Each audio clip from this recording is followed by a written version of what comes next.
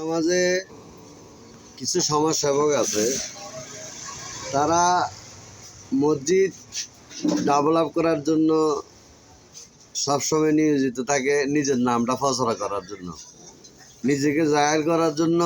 মসজিদে এসি লাগায়, টাইলস লাগায়, হ্যাঁ, হয়েছে কোকে হয়েছে রে।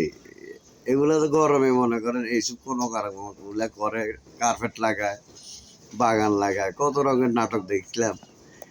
মসজিদ আবাদত স্থান, যদি মসজিদ আবাদত স্থানের ঘর পবিত্র রাখা ঠিক আছে, কিন্তু এটা নিয়ে আবার বড়াই করাটা আবার ঠিক নয়।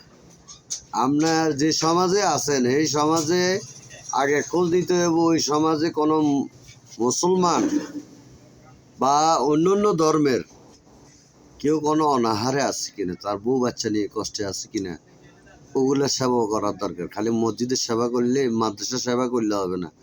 মাদ্রাসাতে দান করেন, মসজিদে দান করেন, মসজিদে কিনলে দান করবেন, মসজিদে সহযোগিতা অংশ গ্রহণ করবেন।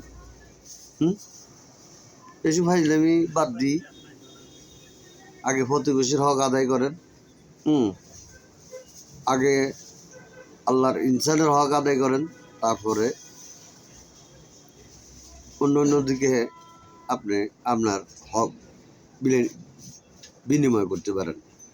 ঠিক আছে।